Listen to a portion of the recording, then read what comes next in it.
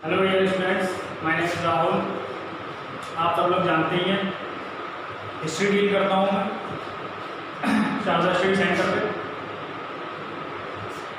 तो मुझे उम्मीद है कि आप सब लोग लॉकडाउन का पालन कर रहे होंगे बहुत अच्छे से। प्लीज़ घर पर रहें, सुरक्षित रहें, बाहर कम से कम ही निकलें, घर से तो ज़्यादा ठीक है। बहुत ज़्यादा जरूरी काम से ही घर से बाहर निकलें, अदरवाइज़ ज़्यादा से ज़्यादा जितना हो सके इग्नोर करें घर से बाहर निकलने के लिए। तो अब हम आते हैं अपने टॉपिक पे, फ्रेंच रिवॉल्यूशन, जिसका ये पार्ट सेकंड है। तो जैसे कि हमने पिछले लेक्चर में डिस्कस किया था फ्रेंच रिवॉल्यूशन के बारे में, आई होप आप सब लोगों ने वो लेक्चर देखा भी होगा। और मैंने उस लेक्चर के साथ साथ आपसे एक बात कही थी कि आप यूरोपियन कंट्रीज के बारे में जरूर पढ़ें। यूरोपियन कंट्रीज के बारे में जब तक आप नहीं पढ़ेंगे तब तक आपको ये टॉपिक पूरी तरह समझ में नहीं आएगा। बात समझ में आ रही है मैं क्या? जब तक आप वर्ल्ड का मैप नहीं देखेंगे, यूरोप को नहीं देखेंगे, क्योंकि मैं बताया था कि पूरी की पूरी जो कहानी है वो यूरोप के ही अंदर घूमने वाली है। तो अगर आपने नहीं देखा है तो एक बार प्लीज वर्ल्ड का मैप देख लें। फ्रांस, इटली, जर्मनी, ये सब जितने भी कंट्रीज हैं यूरोपियन कंट्रीज के बारे में देख लें। तो पहले लेक्चर में मैंने बताया था कि फ्रांस की क्रांति जो थी वो एक महानतम क्रांतियों में से गिनी जाती है, और मैंने उसको बताया भी था कि इसके रीजन्स क्या क्या थे। हमने वहाँ पे पॉलिटिकल रीजन्स डिस्कस किए थे, सोशल रीजन डिस्कस किए थे, इकोनॉमिक कंडीशन कैसी थी वहाँ की वो डिस्कस किया था, और जो है कुछ अदर रीजन्स भी डिस्कस किए थे, और जो इंटेलेक्चुअल्स बुद्धिजीवियों का क्या क्या कहना था हमने मॉन्टेस्क्यू, वोल्टेयर, रूसो, इनके बारे में डिस्कस किया था। ये लोग इनके क्या विचार थे, फ्रांस की क्रांति क्यों हुई, राजनीतिक कारण हम लोगों ने डिस्कस किया था कि वहाँ जो बिल्कुल मोनार्की चलती थी, वहाँ पे क्या चलती थी, मोनार्की, तानाशाही चलती थी। तो लोगों में असंतोष की भावना उत्पन्न हुई, और सबसे बड़ी बात कि वहाँ की आर्थिक स्थिति जो है इतनी खराब हो चुकी थी, इकोनॉमिक कंडीशन इतनी ज़्यादा खराब हो चुकी थी जिसकी कोई लिमिट नहीं। तो मैंने लास्ट में बताया था आपको कि इकोनॉमिक कंडीशन इतनी ज़्यादा खराब थी कि राजा को अपना एक फाइनेंस मिनिस्टर जो होता था, नेकर, उसका नाम भी बताया था मैंने, फाइनेंस मिनिस्टर जो होता था उसका नाम क्या था, नेकर। नेकर को बुलाना पड़ा और उससे सलाह मशवरा करना पड़ा कि अब हमें क्या करना चाहिए। तो वहाँ से शुरुआत होती है किसकी, फ्रांस की क्रांति की। तो मैंने रीजन्स तो बता ही दिए थे आपको पहले लेक्चर में कि रीजन्स क्या क्या थे। अब हम लोग प्रमुख घटनाओं के बारे में पढ़ेंगे, फ्रांस की क्रांति के बारे में, कि प्रमुख घटनाएं क्या क्या थी फ्रांस की क्रांति की, क्या क्या हुआ था इन 10 सालों के दरमियान। मैंने बताया था फ्रांस की क्रांति जो चली थी वो 1789 से 1799 तक चली थी। तो इस दरमियान क्या क्या हुआ था इन 10 सालों के अंदर फ्रांस में, तो ये सब हम चीज डिस्कस करेंगे अभी। तो इनकी प्रमुख घटनाओं को पढ़ने के लिए हम लोग जो है फ्रांस की क्रांति को 4 चरणों में पढ़ेंगे। कितने चरणों में पढ़ेंगे? 4 फेजेस में पढ़ेंगे, 4 चरणों में पढ़ेंगे। सबसे पहला तो क्या, फर्स्ट फेज जो हम पढ़ेंगे 1789 से 92 तक, ठीक है भाई। उसके बाद हम लोग पढ़ेंगे सेकंड फेज जो हम पढ़ेंगे 92 से 95 तक। उसके बाद हम लोग पढ़ेंगे थर्ड फेज 1795 से 98 तक, सॉरी 99 तक। और उसके बाद हम लास्ट फेज पढ़ेंगे फोर्थ फेज, जिसमें हम लोग पढ़ेंगे 1799 से 1850। ठीक है भाई, इतनी बातें क्लियर है। 4 चरण में हम पढ़ेंगे। क्यों पढ़ेंगे 4 चरण में? ताकि हमें पढ़ने में आसानी हो, आसानी से हम लोग फ्रेंच रिवॉल्यूशन को क्या कर सकें, समझ सकें। तो ये एक थोड़ा सा आपने मैं कहना चाहूँगा कि आपके लेवल से थोड़ा टफ है, क्योंकि आप वर्ल्ड हिस्ट्री पहली बार पढ़ रहे हैं। तो चीज़ों को बहुत ध्यान से समझने की कोशिश करना, ठीक है भाई। तो इसमें जो हम लोग बात करेंगे सबसे पहले फर्स्ट फेज में, इसके बारे में हम बात करेंगे स्टेट जनरल, क्या था क्या नहीं था स्टेट जनरल, ठीक है, ये हम अभी बताएंगे। अभी मैं आपको एक रफ टाइमलाइन बता दे रहा हूँ कि हाँ हमें ये चीज़ पढ़नी है फ्रेंच रिवॉल्यूशन। उसके बाद इसी फर्स्ट फेज में हम पढ़ेंगे ये 1789 में हुआ था स्टेट जनरल बैठक। उसके बाद हम लोग जो पढ़ेंगे वो पढ़ेंगे नेशनल असेंबली,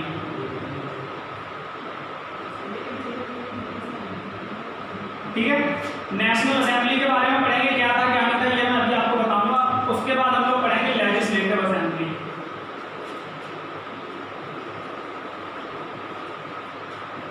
ये 3 चीज पढ़ेंगे हम लोग किसमें, फर्स्ट फेज में। उसके बाद सेकंड फेज में हम लोग पढ़ेंगे द नेशनल कन्वेंशन,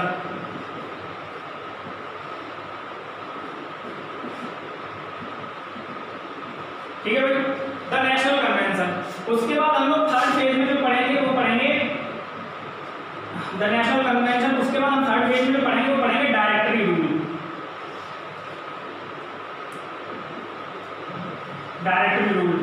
उसके बाद फोर्थ और लास्ट फेज में हम पढ़ेंगे नेपोलियन के बारे में, नेपोलियन बोनापार्ट कौन था क्या था, नेपोलियन के बारे में। तो ये मैंने रफ टाइमलाइन आपको बता दी है कि आपको फ्रेंच रिवॉल्यूशन में क्या क्या पढ़ना है, कैसे कैसे पढ़ना है।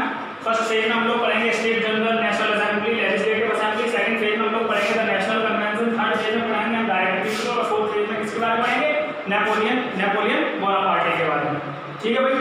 ये तो हो गई आपकी एक रफ टाइमलाइन हो गई। तो अब हम लोग शुरुआत करते हैं फर्स्ट फेज से, स्टेट जनरल की बैठक से। तो मैं इसको रफ कर दे रहा हूँ।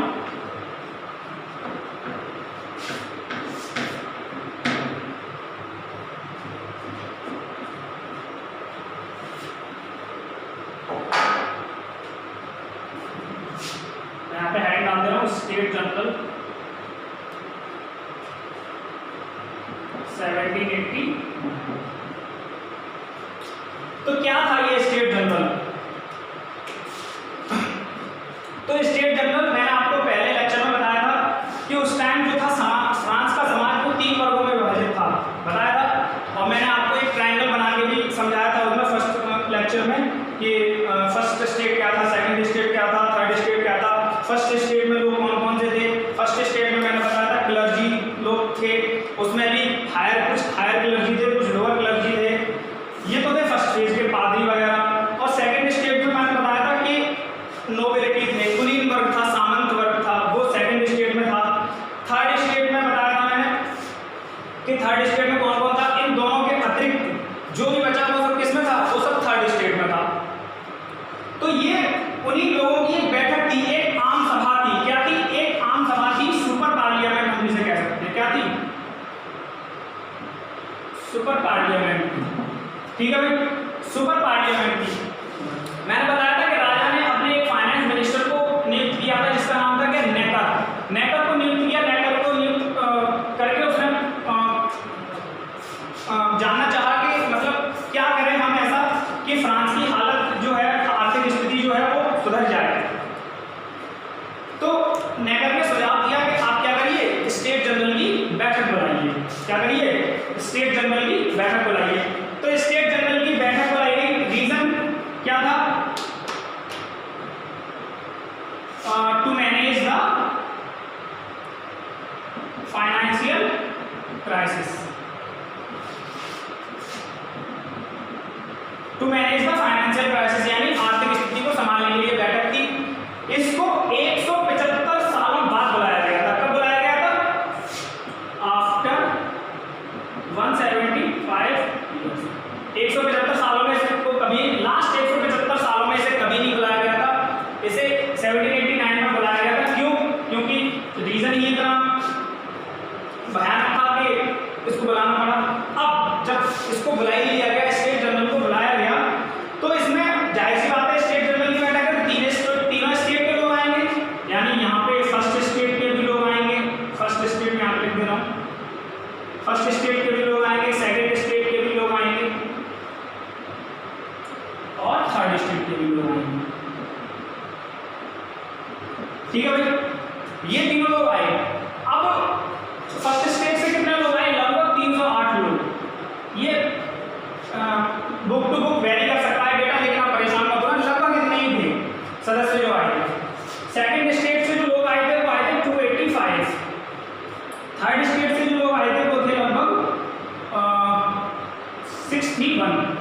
लगभग 631 लोग आए थे। आपको मैंने बताया था कि इन लोगों को जो था वो पहले स्पेशल राइट्स प्राप्त थे। फर्स्ट और सेकंड स्टेट वालों को क्या थे? स्पेशल राइट्स प्राप्त थे, विशेषाधिकार प्राप्त थे इन लोगों को। ठीक है भाई। तो फ्रांस में ये परंपरा थी शुरुआत से ही, फ्रांस में अब तक ये परंपरा चली आ रही थी कि इन लोगों का एक वोट माना जाता था। इन लोगों का कितना वोट माना जाता था? एक वोट इनका माना जाता था, एक वोट इनका माना जाता था और एक वोट इनका माना जाता था। ठीक है भाई। ये परंपरा चली आ रही थी फ्रांस में कि फर्स्ट स्टेट, सेकंड स्टेट और थर्ड स्टेट का एक एक वोट माना जाता था। यदि कोई, कह सकते हैं हम लोग कि यदि कोई चीज पे अगर बहुमत देना होता था तो ये लोग, इन लोगों का एक वोट और इन लोगों का एक वोट, ये लोग इन दो वोट हो गए। टोटल कितने वोट है? 1 2 3। अगर कोई चीज है, अगर उसमें बहुमत देना हो तो ये लोग एक, क्योंकि इन लोगों को स्पेशल राइट्स प्राप्त है, अगर ये लोग वोट दे देंगे तो 2/3 बहुमत इनका हो गया, तो यानी इनकी जो बात मानी जाएगी और इनकी जो है स्कीम को बढ़ावा दिया जाएगा। लेकिन इसमें क्या हुआ कि अब नेक्स्ट में पूछा गया कि क्या करना चाहिए, तो इन्होंने बताया कि हमें फाइनेंशियल हालत को सुधारने के लिए क्या करना चाहिए। तो जो बात निकल के आई, अब जब फाइनेंशियल हालत को सुधारनी है तो क्या करना पड़ेगा? पैसा ज़्यादा से ज़्यादा है, पैसा अर्न करना पड़ेगा। पैसा अर्न करना पड़ेगा तो कैसे करें? तो बात वही निकल के आई कि रेज टैक्सेस, क्या कर दो, क्या कर दो, टैक्स को बढ़ा दो। क्या कर दो? टैक्स को बढ़ा दो। अब टैक्स बढ़ेगा तो अल्टीमेटली टैक्स लगना ही किन पे है? थर्ड स्टेट वाले लोगों से। ठीक है भाई। थर्ड स्टेट वाले लोगों से टैक्स वसूला जाना, क्यों लगता है? इन पे टैक्स था, इनका तो लगता नहीं था। लेकिन थर्ड स्टेट वालों ने ये कहा, सब लोगों ने मिलके, कि हम लोगों से अगर टैक्स लिया जाता है तो इन लोगों से भी तो टैक्स लिया जाए, और आप जो हमें एक वोट गिन लेते हो हमारा, आप जो है क्या करें कि हम लोगों का एक वोट ना गिन के, यानी हम लोगों का क्या करेंगे, एक वोट ना गिन के हम लोगों का इंडिविजुअल वोट गिने, यानी 308 ये गिने, 285 ये गिने और 631 क्या करें, ये गिने। तो अल्टीमेटली कौन ज्यादा है? ये ज्यादा है। तो इस चीज से ये लोग क्या हो गए, ये लोग इनका विरोध करने लगे, फर्स्ट स्टेट वाले और सेकंड स्टेट वाले, कि नहीं ये नहीं हो सकता, क्योंकि अभी तक हुआ ही नहीं है। अब तक परंपरा में तो क्या चला रहा है कि फर्स्ट स्टेट का एक वोट, सेकंड स्टेट का वोट, थर्ड स्टेट का एक वोट। तो इन लोगों ने ये कहा कि नहीं ऐसा नहीं हो सकता। अच्छा, राजा भी क्या हुआ? राजी नहीं हुआ इस चीज पे। कि क्यों राजी नहीं हुआ? क्योंकि भाई वो खुद चाहता था कि इन लोग ये थर्ड स्टेट वाले टैक्स में। अब जो हुआ, क्या हुआ कि डेडलॉक हो गया। यहाँ पे क्या हो गया? एक डेडलॉक हो गया वोटिंग राइट्स को लेके। डेडलॉक हो गया किसको लेके? वोटिंग राइट्स को लेके क्या हो गया? एक डेडलॉक हो गया, यानी झगड़ा हो गया इन लोगों में। झगड़ा हो गया तो इन झगड़ा होने के बाद मतलब इन लोगों को क्या कर दिया गया कि अब जब हो गया तो इन लोगों काफी दिनों तक इनकी बात नहीं सुनी गई, क्योंकि राजा नहीं चाहता था इनकी बात सुनना। काफी दिनों तक थर्ड स्टेट की जो बात है नहीं सुनी गई। तो इसमें थर्ड स्टेट वालों ने क्या कर दिया कि अपने आप को घोषित कर दिया क्या? National assembly. थर्ड स्टेट वालों ने अपने आप को क्या घोषित कर दिया? नेशनल असेंबली घोषित कर दिया, राष्ट्रीय महासभा घोषित कर दिया। इतनी बात सबको समझ में आई? थर्ड स्टेट वालों ने क्या घोषित कर दिया अपने आप को? नेशनल असेंबली घोषित कर दिया। अब नेशनल असेंबली घोषित कर दिया, अब आगे जो क्या होता है,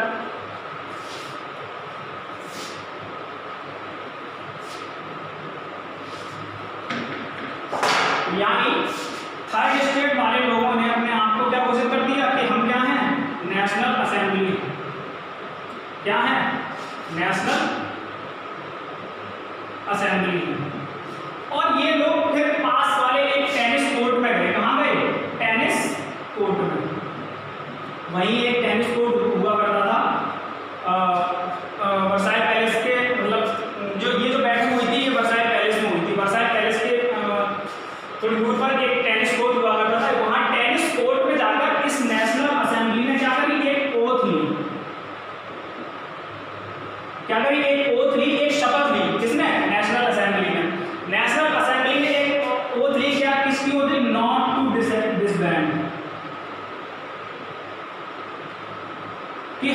तक भंग नहीं होंगे, हम तब तक डिसबैंड नहीं होगी जब तक हमें क्या नहीं मिल जाएगा, एक संविधान नहीं मिल जाएगा। हमें एक क्या नहीं मिल जाएगा, एक संविधान हम लोगों को नहीं मिल जाएगा। अच्छा, ये संविधान की बात क्यों कर रहे थे, ये संविधान क्यों मांग रहे थे? ये नेशनल असेंबली टेनिस कोर्ट पे गए, ओथ ली इन्होंने क्या, नॉट टू डिसबैंड, कि हम भंग नहीं होंगे, हम यहाँ से तब से हम नहीं हटेंगे, हम अपनी बातों पर तब तक अड़े रहेंगे जब तक हम लोगों को क्या नहीं मिल जाएगा, एक संविधान नहीं मिल जाएगा, एक कॉन्स्टिट्यूशन नहीं मिल जाएगा। अच्छा, ये लोग ये जो बातें कर क्यों रहे थे, ये कॉन्स्टिट्यूशन की डिमांड क्यों कर रहे थे? डिमांड इसलिए कर रहे थे कॉन्स्टिट्यूशन की ये लोग, क्योंकि ये ब्रिटेन से बहुत प्रभावित थे। किससे प्रभावित थे? ये ब्रिटेन से बहुत प्रभावित थे। कौन? थर्ड स्टेट वाले लोग। ब्रिटेन में क्या होता था, ब्रिटेन में होता क्या था, आज भी होता है ब्रिटेन में, वहां पे चलती है कॉन्स्टिट्यूशनल मोनार्की। क्या चलती है? कॉन्स्टिट्यूशनल मोनार्की, संवैधानिक राजतंत्र। ब्रिटेन में क्या चलता था? कॉन्स्टिट्यूशनल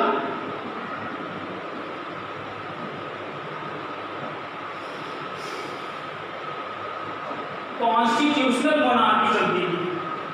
अब कॉन्स्टिट्यूशनल मोनार्की क्या होती है? कॉन्स्टिट्यूशनल मोनार्की सीधा सीधा ये होता है, समझो कि राजा पे एक तरह का अंकुश होता है, एक तरह का कंट्रोल होता है। राजा पे क्या होता है, राजा या रानी जो भी हो, उस पे एक तरह का कंट्रोल होता वही है, लेकिन इसमें एक तरीके से संविधान का एक कंट्रोल होता है राजा पे, कि इसके भी ऊपर कुछ है, संविधान है। जैसे कि ब्रिटेन में है, ब्रिटेन में क्या है, महारानी एलिजाबेथ अभी भी है, तो जो है वहाँ पे कॉन्स्टिट्यूशन भी है, तो महारानी एलिजाबेथ के ऊपर कौन है, कॉन्स्टिट्यूशन है। तो वहाँ की हम जो है वहाँ पे क्या कह सकते हैं कि वहाँ पे ब्रिटेन में जो है क्या है, कॉन्स्टिट्यूशनल मोनार्की है।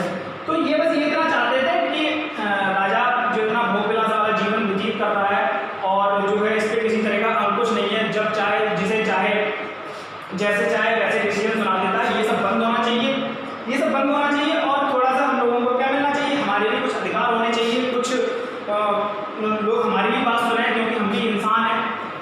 तो इस तरीके की बातें ये लोग करने लगे, कौन? थर्ड स्टेट वाले। और ये चाहने लगे कि क्या, कि हमें कॉन्स्टिट्यूशनल मोनार्की जो है होनी चाहिए। ठीक है भाई, ये ऐसी बातें करने लगे, कौन? कॉन्स्टिट्यूशनल ये और जो स्टेट जनरल की एक चीज में बताना भूल गया, स्टेट जनरल की जो बैठक हुई थी वो हुई थी 5 मई 1789। ठीक है भाई, ये स्टेट जनरल की बैठक हुई थी। इतनी चीजें हुई थी किसमें, मई में। तो इन्होंने क्या कही थी, नेशनल असेंबली घोषित कर दिया अपने आप को, टेनिस कोर्ट गए, ओथ ली किसकी, नॉट टू डिसबैंड होने की। क्यों? क्योंकि ये क्या चाहते थे, कि संविधान बनाना चाहते थे। ठीक है भाई, अब आगे देखिए जून में क्या होगा।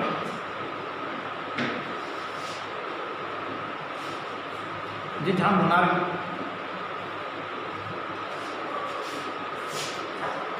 अब देखिए जून आते आते क्या हुआ।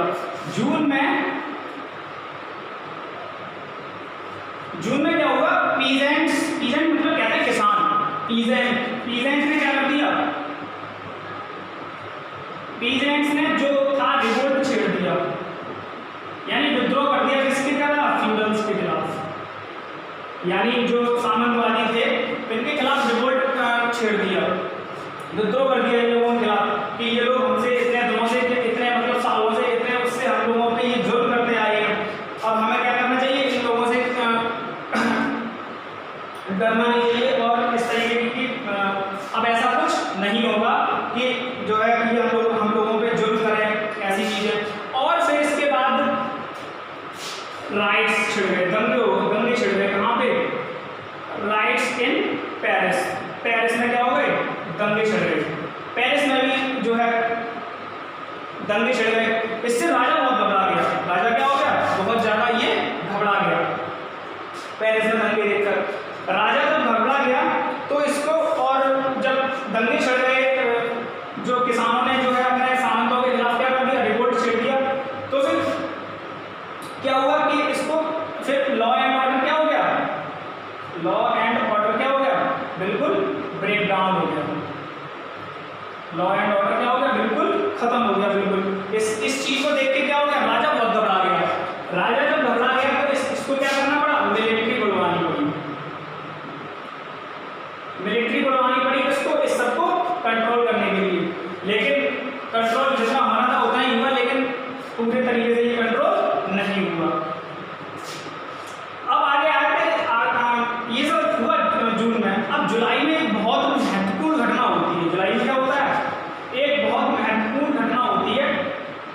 जिसको सब लोग ध्यान से समझेंगे और ये कई बार आपके एग्जाम में पूछा जाता है जुलाई में।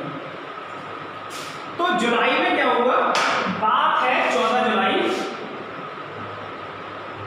1789। 14 जुलाई 1789 को क्या हुआ कि वहां फ्रांस में पेरिस में एक किला हुआ करता था जिसको बोलते थे बास्टील फोर्ट। जिसको क्या बोला जाता था, बास्टील फोर्ट। ये राजा का एक किला हुआ करता था। राजा अपनी मर्जी से जिसको मन मर्जी आता है, जिसपे भी थोड़ा शक होता था, वो उठा के इस बास्टील के किले में ले जाके डाल देता था, जहां पर लोगों पर बहुत जुल्म किया जाता था। किसी ने ये अफवाह फैला दी, किसी ने ये अफवाह फैला दी कि बास्टील में जो है वो बहुत सारे, अब वो तो रिवॉल्यूशनरी हो ही गए थे थर्ड स्टेट वाले लोग, तो उनको रिवॉल्यूशन करने के लिए क्या चाहिए, हथियार चाहिए। क्या चाहिए, हथियार चाहिए, वेपन्स चाहिए।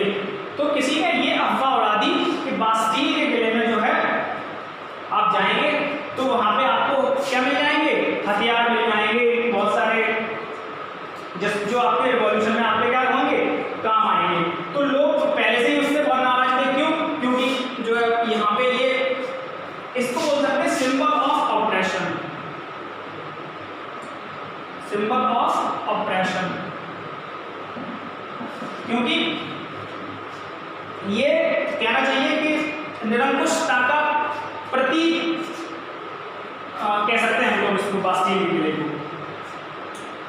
तो लोग फिर चले गए कहाँ पे, बास्टील के किले पर।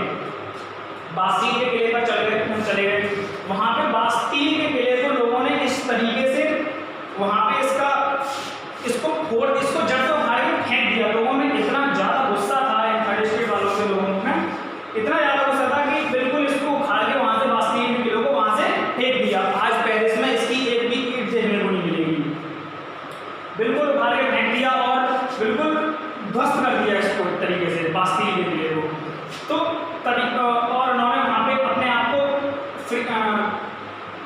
और जो है फिर इसके बास्टील के किले को ध्वस्त करने के बाद तभी से हर साल 14 जुलाई को, हर साल जो है फ्रांस में 14 जुलाई को सेलिब्रेट किया जाता है बास्टील डे सेलिब्रेशन।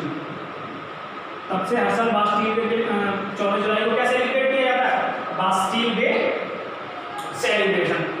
इतना काम किया 14 जुलाई आते आते किसने, थर्ड स्टेट वाले लोगों ने। अब आगे की कहानी अगस्त में क्या होता है, अगस्त में क्या होता है कि जो नेशनल असेंबली थी, अगस्त में क्या होता है कि जो नेशनल जो असेंबली थी,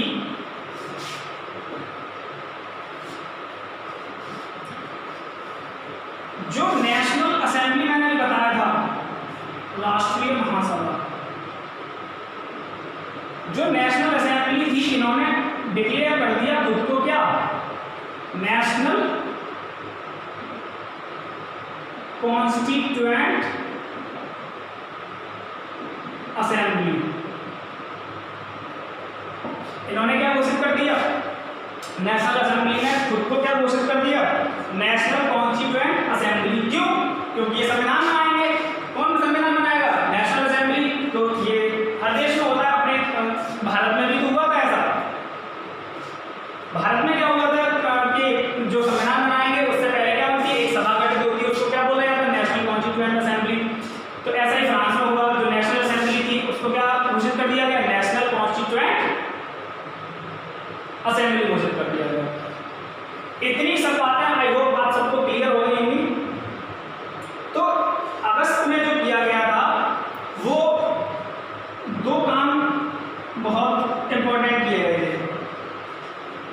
ठीक है भाई, राजा जो है वो नेशनल असेंबली को देखते हुए, दंगों को देखते हुए, फ्रांस की हालत देखते हुए बहुत घबरा सा गया।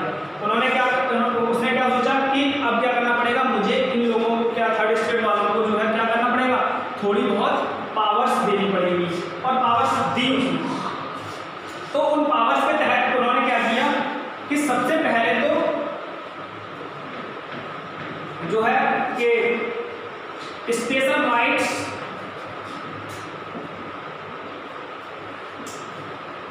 राइट्स जो उनको मिलते थे,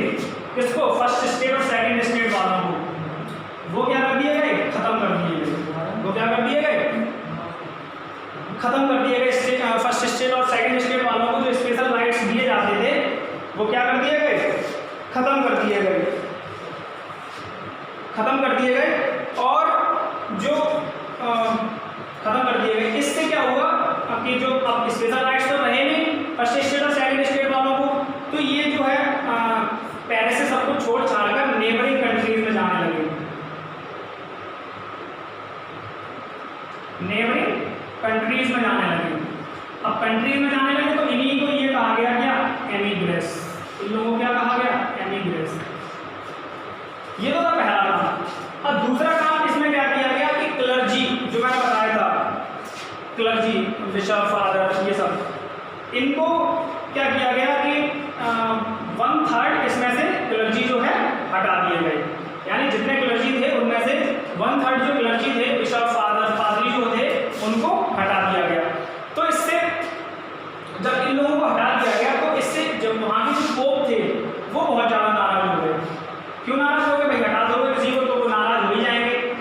तो ये जो दो मेन घटनाएं थी किसकी, अगस्त आते आते ये थी, ठीक है भाई। और इसके आगे की कहानी समझ, फिर इन्होंने एक चीज और डिक्लेयर करी नेशनल कॉन्स्टिट्यूएंट असेंबली ने। अभी संविधान नहीं बना है, ये ध्यान रखना क्या है, इन्होंने अपने आप को फिक्स कर दिया, नेशनल कॉन्स्टिट्यूएंट असेंबली घोषित किया है। अभी क्या नहीं हुआ है, अभी संविधान नहीं बना। तो इन्होंने एक इंटेंट जारी किया। किसने इंटेंट जारी किया, एक नेशनल कॉन्स्टिट्यूएंट असेंबली ने एक इंटेंट जारी किया। इंटेंट कहते हैं घोषणा पत्र। क्या जारी किया, एक घोषणा पत्र जारी किया।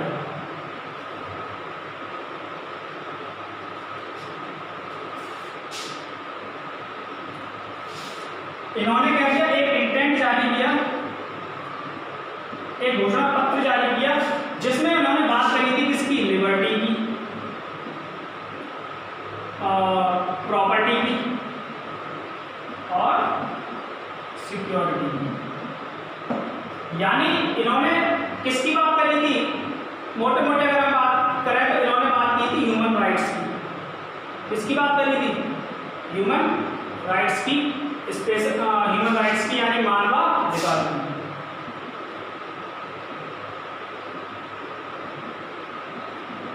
कि हमारे पास भी कुछ अधिकार होने चाहिए, हमारे पास क्या, जितने भी लोग हैं उनके पास कुछ क्या होना चाहिए, थोड़े से अधिकार होने चाहिए, जिसे मानवाधिकार बोलते हैं।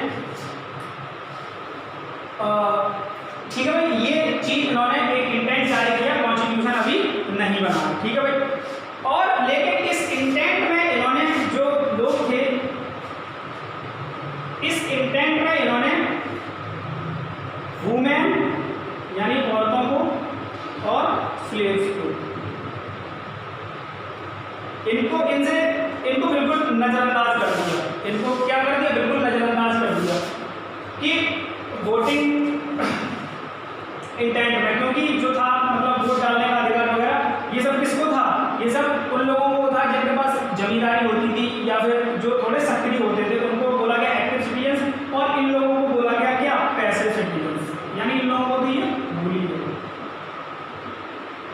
यानी अगर शॉर्ट में हम लोग देखें तो वुमेन में स्लेव, वहाँ के जो नौकर चाकर होते थे, वहाँ पे शुरुआत में क्या नहीं था, वोट डालने का अधिकार नहीं था। हमारा इंडिया एक ऐसा कंट्री है जहाँ जब उसका संविधान लागू हुआ था तो एकदम से सबको वोट डालने का अधिकार नहीं था, लेकिन वोट डालने का सबको अधिकार बराबर था, चाहे वो औरत हो, चाहे वो नौकर हो, चाहे वो कोई भी हो, सबको इंडिया में वोट डालने का अधिकार शुरू से ही रहा था। लेकिन फ्रांस में ऐसा नहीं था। फ्रांस में वुमेन और स्लेव को क्या नहीं था शुरुआत में, अब तो क्या है, लेकिन शुरुआत में क्या नहीं था, वोट डालने का अधिकार नहीं था, ठीक है भाई। तो जो मेरा आपको ये सब समझ में आ रहा होगा। थोड़ी सी चीज़ें हटके हैं क्योंकि आप जो है वर्ल्ड के इतिहास को पढ़ रहे हैं, ना कि भारत के इतिहास को। तो अगर एक तो ये टॉपिक थोड़ा सा टफ है, अगर थोड़ी सी चीज़ें अगर आपको नहीं समझ में आती हैं तो आप वीडियो को दोबारा देखें, दोबारा भी नहीं समझ में आ रही है फिर से देखें, लेकिन आपको समझ में जरूर आएंगी। तो अगर फिर भी समझ में नहीं आती है तो आप मुझसे पूछ सकते हैं, चाहे आप मेरा नंबर हो तो मेरा नंबर से पूछ सकते हैं, मैसेज कर सकते हैं, आप कमेंट कर सकते हैं वीडियो पे, मैं आपका रिप्लाई करूँगा। तो अगर मान लो अगर थोड़ा बहुत जैसे पता नहीं चलता क्या हो गया क्या नहीं हो गया, थोड़ी सी कहानी चल रही है, थोड़ा ऑनलाइन में थोड़ा हो सकता है कि मैं थोड़ा तेज चल रहा हूँ या थोड़ा तेज बोल रहा हूँ या आपको आवाज़ क्लियर नहीं आ रही, तो आप उस चीज़ को पूछ सकते हैं, आप वीडियो को दोबारा रिप्ले करके देख सकते हैं, ठीक है भाई। तो अब हम लोग बात करते हैं अक्टूबर में क्या होगा।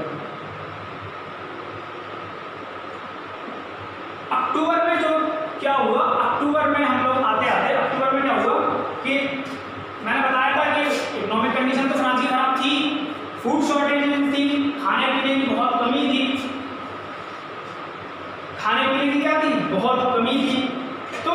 किसी ने ये अक्टूबर में ये अफवाह फैला दी, अक्टूबर में ये अफवाह फैला दी कि जो वहाँ की रानी जो है, मैंने बताया था वहाँ की रानी कौन थी, लुई 16 की वाइफ जो थी वो थी मैरी एंटोइनेट। कौन थी? मैरी एंटोइनेट। तो वहाँ पे किसी ने अफवाह ये फैला दी कि पैलेस ऑफ वर्साइल में बहुत सारा खाना है, वहाँ पे जो है महारानी मतलब पार्टी कर रही है, ये कर रही है, वो कर रही है, इस तरीके की क्या कर दी उन्होंने, अफवाह फैला दी, किसी ने अफवाह फैला दी। तो वहाँ के लोग बहुत भड़क गए, वहाँ के लोग भड़क गए इसलिए क्यों? क्योंकि वहाँ पे जो खाने पीने के हम लोग इतनी कमी है और वहाँ पे क्या हो रहा है कि वहाँ पे पार्टी हो रही है। हालांकि ये सच नहीं था, लेकिन किसी ने ऐसे यूं ही अफवाह फैला दी। तो लगभग अक्टूबर में 7 से 8,000 महिलाएं, 7 से 8,000 वुमेन, महिलाओं ने कूच किया किसकी तरफ? पैलेस ऑफ वर्साइल की तरफ। किसकी तरफ कूच किया? पैलेस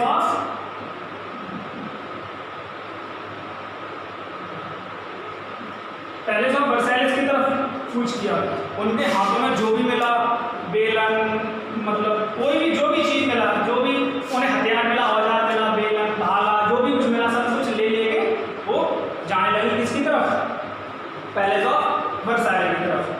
जब वहाँ पहुँची तो वहाँ के जो गार्ड वार्ड थे उनको उन्होंने मार डाला और वहाँ पे मतलब पार्टी तो नहीं हो रही थी तो वहाँ पे, लेकिन वहाँ का जो रहन सहन था, वहाँ का पैलेस ऑफ वर्साइल का जो रहन सहन था, उसको देख के वो लोग भटक के रह गए थे कि बताओ इतना बड़ा आलीशान, आप अपनी बुक में देखेंगे अगर पैलेस ऑफ वर्साइल या गूगल पे सर्च करेंगे तो आप देखेंगे कि मतलब कितना भव्य एकदम था।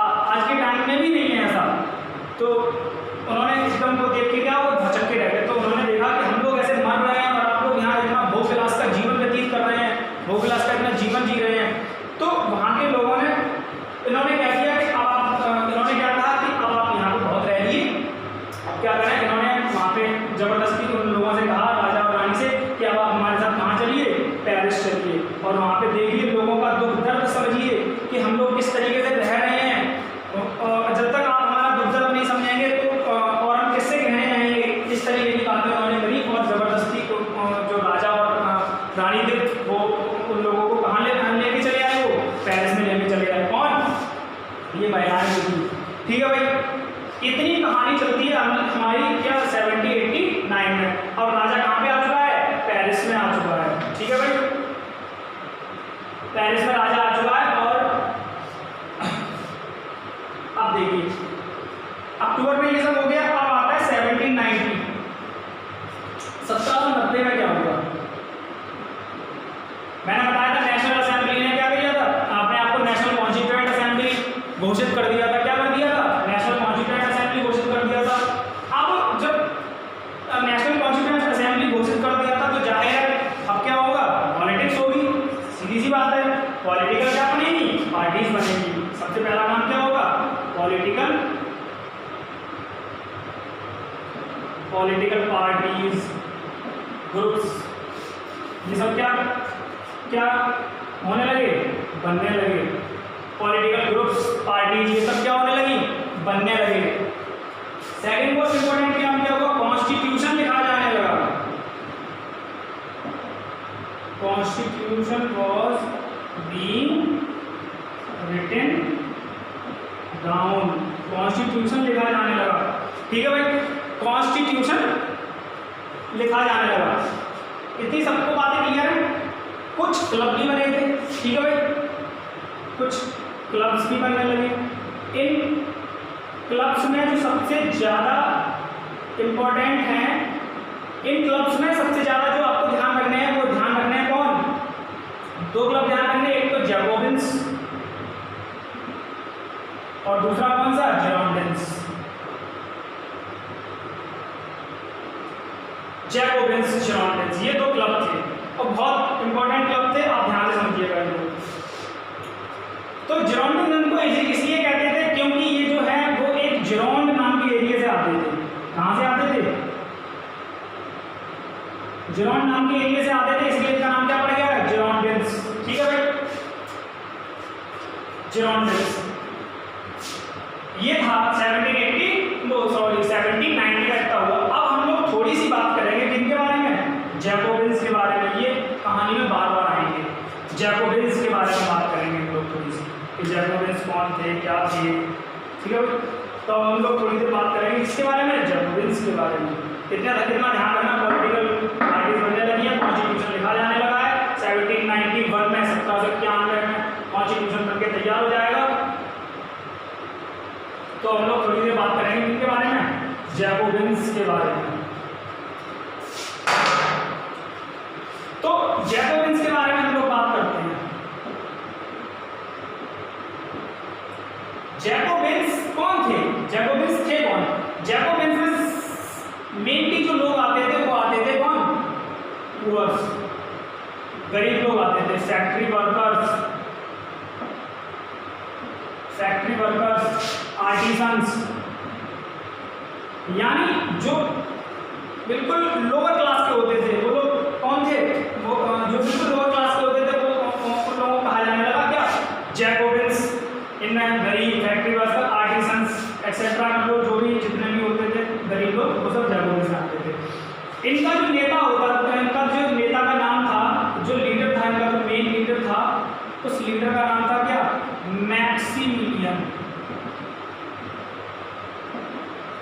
मैक्सिमिलियन दी रॉबेस्पियर। इनका जो नेता था उसका नाम क्या था? मैक्सिमिलियन दी रॉबेस्पियर, ठीक है भाई, मैक्सिमिलियन दी रॉबेस्पियर।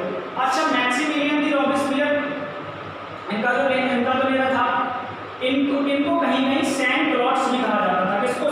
जैकोबिन्स को क्या कहा जाता था? सेंट क्लॉड्स। ये लोग जो हैं जैकोबिन्स, ये जो इनका जो पहनावा होता था, ये जो है फुल पैंट पहनते थे। क्या पहनते थे? फुल पैंट, ठीक है, फुल पैंट। तो सैन का वहाँ पे जो ऐसा बोलते हैं, इतिहासकारों का ऐसा कहना है कि वहाँ पे जो अपर मिडिल क्लास और जो रिच पीपल जो होते थे फ्रांस में, वो ब्रीचेस पहनते थे। ब्रीचेस मतलब घुटने से ऊपर तक की पैंट, घुटने से ऊपर तक की पैंट। तो अगर जो घुटने से ऊपर तक की पैंट पहने फ्रांस में, तो ये समझ जाते थे कि हाँ ये क्या है, ये अपर क्लास का आदमी है। और अगर फुल पैंट पहना तो इस तरीके की बातें कही जाती थी कि ये क्या है, ये लोग गरीब हैं। तो ये जैकोबिन्स क्या थे? गरीब होते थे, तो ये फुल पैंट पहनते थे। तो सैन का मतलब होता है विदाउट, ये फ्रेंच वर्ड है। सैन का मतलब होता है विदाउट, और क्लॉड्स का मतलब होता है ब्रीचेस, यानी विदाउट ब्रीचेस, यानी फुल पैंट, यानी बिना हाफ पैंट, यानी फुल पैंट वाले लोग जो होते थे वो लोग क्या कहलाते थे? जैकोबिन्स कहलाते थे। इनका नेता जो था वो कौन था? मैक्सिमिलियन दी रॉबेस्पियर। और हाँ, एक चीज और बताना चाहूंगा मैं कि जैकोबिन्स जो थे वो रेडिकल टाइप के थे। कैसे थे? रेडिकल्स। ये रेडिकल्स होते थे। और जिरोंडिन्स जो होते थे, जिरोंडिन्स जो होते थे वो होते थे लिबरल्स, यानी ये थोड़े उदारवादी होते थे। ये एकदम स्ट्रिक्ट होते थे कि हमें जो मतलब रेडिकल्स बोलते हैं कि वो कहते हैं कि बिल्कुल एकदम से क्रूर जैसा बोल सकते हैं हम लोग कि उस तरीके के होते हैं कौन? रेडिकल। और लिबरल तो जानते ही, उदार मतलब थोड़े से लिबरल, थोड़े उदारवादी नेचर ऐसे करके। तो ये जो ये होते थे जैकोबिन्स, कौन से होते थे? रेडिकल्स। जिरोंडिन्स कैसे होते थे? लिबरल्स। रेडिकल्स मतलब ये चाहते थे कि परिवर्तन तुरंत आना चाहिए। कैसा आना चाहिए? परिवर्तन तुरंत आना चाहिए, यानी दया भावना की कोई गुंजाइश नहीं है। जिरोंडिन्स, लिबरल्स, जो लिबरल होते थे, उदार होते थे, वो कहते थे कि जिनके मन में थोड़ी सी दया भावना का क्या रहता था, थोड़ी सी जगह रहती थी। तो ये चीज़ ध्यान रखें, जैकोबिन्स के बारे में ध्यान रखेंगे, ठीक है भाई। अब बात करेंगे हम लोग किसके बारे में? ये 1790 में क्या हुआ था बता दिया मैंने। पॉलिटिकल पार्टीज बनने लगी थी, जैकोबिन्स, जिरोंडिन्स बन चुके थे, कॉन्स्टिट्यूशन लिखा जा रहा था, ठीक है भाई, कॉन्स्टिट्यूशन लिखा जा रहा था। ये सब घटनाएं हुई कब? 1790 में। अब हम लोग आगे की कहानी को समझने के लिए थोड़ा सा आगे बढ़ेंगे और बात करेंगे 1791 में क्या होगा,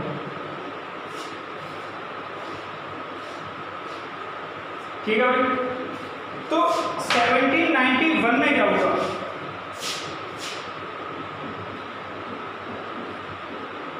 1791 में जो हुआ था, तो मैंने बताया था कि जो 7-8 हज़ार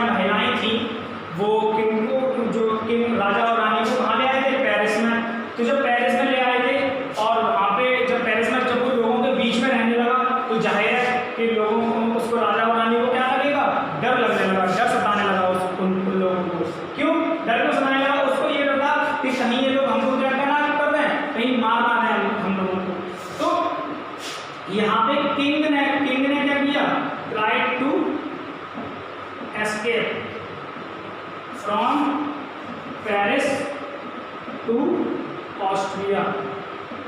कहाँ पे? मतलब जो किंग जो था, इसका पूरा नाम लिखते हैं king Louis 16।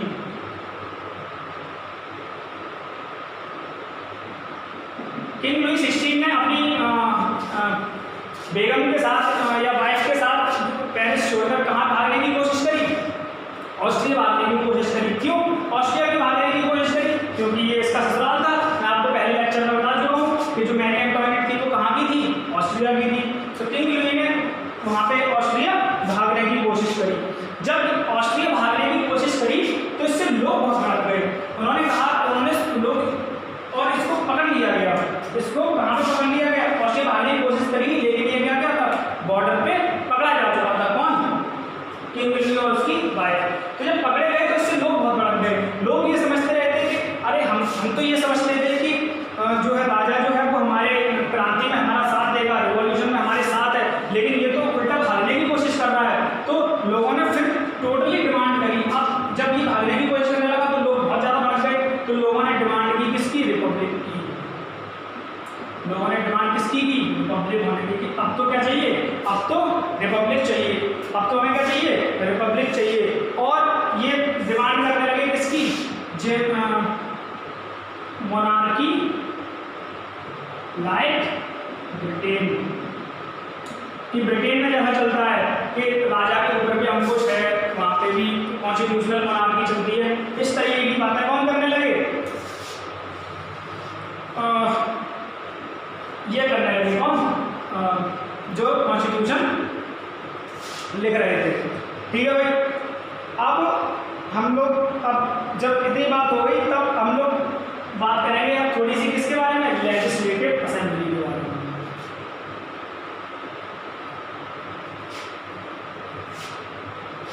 National constituent assembly के तहत चुनाव हुए। ठीक है भाई। नेशनल कॉन्स्टिट्यूएंट असेंबली के तहत चुनाव हुए और सरकार बनी किसकी? लेजिस्लेटिव असेंबली की। लेजिस्लेटिव असेंबली की सरकार बनी कब? सितंबर 91 में। ये 2 साल के लिए बनी थी। कौन? सितंबर 1791 में आई लेजिस्लेटिव असेंबली। कौन आया? Legislative assembly for 2 years. इसके लिए 2 सालों के लिए। लेकिन ये 2 साल तक राज नहीं कर पाए। कौन? Legislative assembly. इनका बेड़ा 1 साल में ही गर्क हो गया, यानी 1 साल तक ही ये चल पाए। क्यों? क्योंकि इनमें एकता नहीं थी, इनमें यूनिटी नहीं थी। ये इनमें कुछ लोग कुछ तरीके की बात कहते थे, कुछ लोग जो थे वो अलग सोच रखते थे। कुछ लोग ये कहते थे कि राजा को बिल्कुल हटा दिया जाए, राजा का मतलब कॉन्स्टिट्यूशनल मोनार्की ना है, राजा को बिल्कुल राजा के सारे जो है राइट्स जो है वो खत्म कर दिए जाएं। कुछ लोग ये कहते थे कि राजा को रखो लेकिन उसके ऊपर कॉन्स्टिट्यूशन भी रखो, राजा को इस तरीके से खत्म नहीं करते थे। तो इन लोगों में आपस में बहुत ज़्यादा क्या थे? मतभेद थे। लेजिस्लेटिव असेंबली का लेजिस्लेटिव असेंबली में क्या थे? बहुत ज़्यादा मतभेद थे। तो मतभेद थे तो इनमें क्या थे? बहुत ज़्यादा मतभेद थे। तो 1 साल के बाद यानी 1792 तक आते आते क्या हो गया? इनका जो है राज खत्म हो गया। इसका लेजिस्लेटिव असेंबली का। अब जो यहाँ पे फ्रांस में तो क्रांति चल रही थी और बहुत जोर शोर से चल रही थी। तो यहाँ के जो पड़ोसी देश थे, फ्रांस के जो पड़ोसी देश थे, तो पड़ोसी देश कौन कौन से थे? अब आप मैप देखोगे तो जान जाओगे हाल में ऑस्ट्रिया कहाँ है, रशिया कहाँ है। इसलिए मैं बोल रहा हूँ कि मैप एक बार देख लें कि कहाँ पे कैसे क्या है। तो जो पड़ोसी देश थे कौन कौन? मेनली था ऑस्ट्रिया और था कौन? रशिया। तो जो फ्रांस के जो देश थे ऑस्ट्रिया और रशिया, तो वो देख के एकदम ये सोचने लगे कि ये फ्रांस में क्या हो रहा है। यहाँ पे तो बिल्कुल राजा को बिल्कुल कुछ कोई समझ ही नहीं रहा, यहाँ पे तो बिल्कुल मोनार्की खत्म करने की बात चल रही है। तो कहीं ऐसा ना हो कि इस यहाँ से जो है ये चीज़ हमारे देश में भी आ जाए, हमारे देश में भी क्रांति हो जाए। तो इन्होंने क्या किया कि इन्होंने क्या कहा? इन्होंने दिया एक जगह होती थी पिलनिट्ज।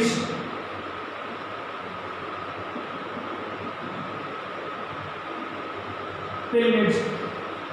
तो इन्होंने कहा कि हम लोग क्या करेंगे, फ्रांस की मदद करेंगे। ये लोग बहुत ज़्यादा ये चीज़ बहुत ज़्यादा घबरा गए कि ऐसा ना हो कि यहाँ पे भी हमारे यहाँ भी मोनार्की खत्म हो जाए जैसे फ्रांस में हो रही है। तो इन्होंने पिलग्रिम्स में एक घोषणा की। घोषणा में क्या कहा कि हम फ्रांस में दोबारा से राजशाही स्थापित करके रहेंगे। जो तानाशाही जैसे चल रही है फ्रांस में वैसे ही हम लोग करेंगे और हम फ्रांस के पूरी तरीके से साथ हैं। तो इसको कहा गया डिक्लेरेशन ऑफ पिलग्रिम्स।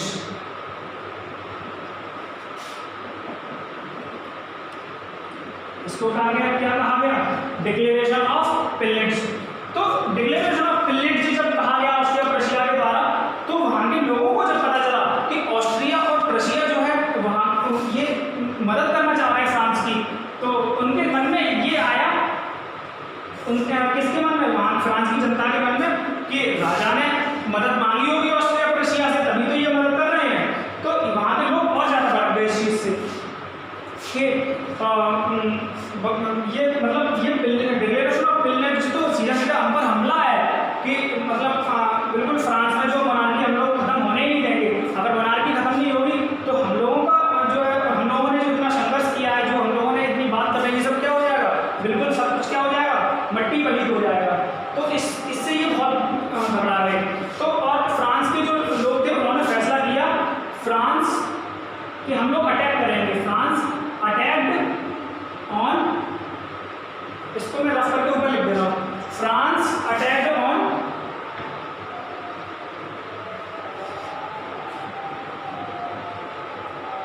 जो डिक्लेरेशन ऑफ पिलग्रिम्स के बाद फ्रांस ने डिसाइड किया कि फ्रांस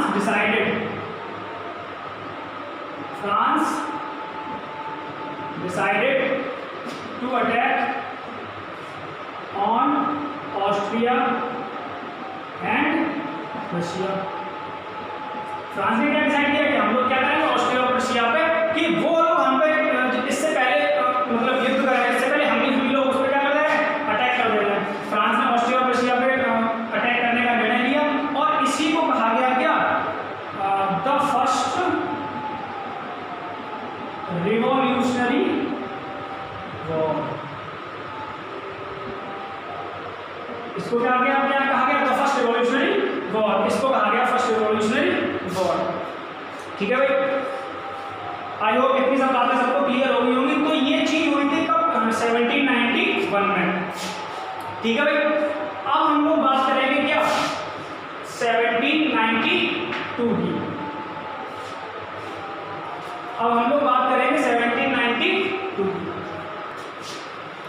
अब देखिए हम लोग बात करेंगे 1792 में क्या होगा, 1792 में क्या होगा। ठीक है भाई, 1751 तक हम लोगों ने बात कर ली है। 1792 में क्या होगा, तो बात है अगस्त के महीने की। कब की बात है, अगस्त के महीने की। 1792 में अगस्त के महीने में, लास्ट अगस्त में क्या हुआ कि जो किंग था, जो king Louis 16 and his wife were attacked, यानी इन पे हमला किया गया। वर अटैक्ड बाय रेडिकल्स, यानी जो रेडिकल्स लोग थे उन्होंने इनको मारने की कोशिश करी। किसको, किंग लुई को और उसकी वाइफ को मारने की कोशिश करी। राजा डर गया, जब मारने की कोशिश करोगे तो भाई कोई भी डर जाएगा। तो क्या हो गया, ये गया किसके पास, ये गया रेडिकल में मारने की क्या करी, कोशिश करी। तो जब ये उसके पास गया, जो लोग संविधान बना रहे थे, नेशनल मेंबर्स के पास गए, नेशनल कॉन्स्टिट्यूएंट असेंबली के मेंबर्स के पास उसके पास गया, तो इन्होंने कहा कि मुझे बचा लो। तो ठीक है कि हम तुम्हें बचा लेंगे। उन्होंने क्या कहा कि हम तुम्हें बचा लेंगे, लेकिन हमारी एक शर्त है कि क्या करी जाएगी, मोनार्की क्या करी जाएगी, खत्म कर दी जाएगी। मोनार्की सस्पेंडेड, और मोनार्की क्या कर दी गई, खत्म कर दी गई। मोनार्की क्या कर दी गई, खत्म कर दी गई। और मोनार्की को खत्म कर दी गई, लेकिन इसके साथ मैंने बताया था कि लेजिस्लेटिव असेंबली में क्या थे, बहुत मतभेद थे। तो इसके साथ साथ लेजिस्लेटिव असेंबली भी क्या कर दी गई, सस्पेंडेड। लेजिस्लेटिव असेंबली भी सस्पेंड हो गई। क्यों, क्योंकि यहाँ पर लेजिस्लेटिव असेंबली में तो पहले से ही मतभेद थे, कोई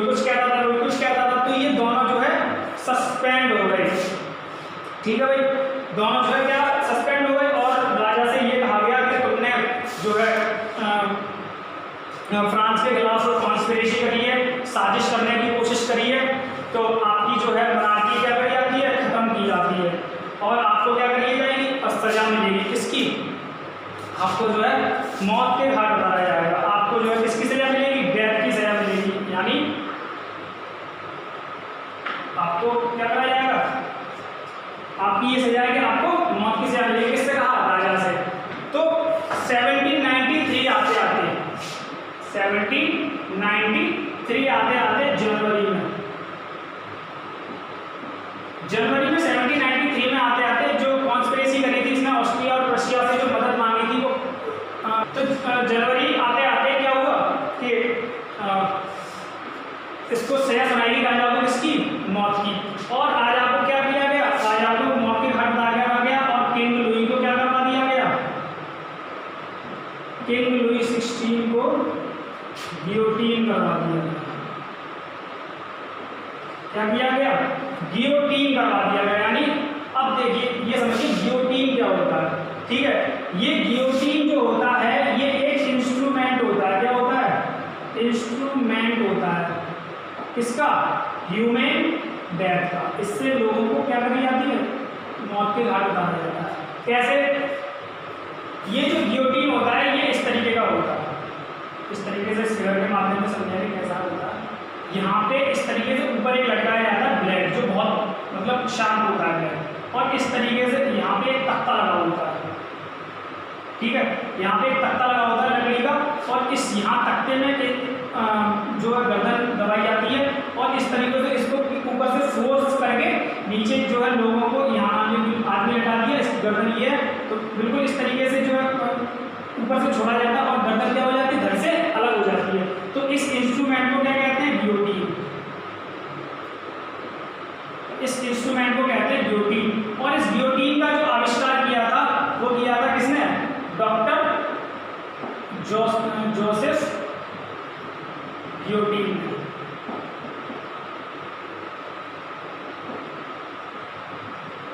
इसका जो आविष्कार किया था वो डॉक्टर जोसेफ गियोटीन ने किया था।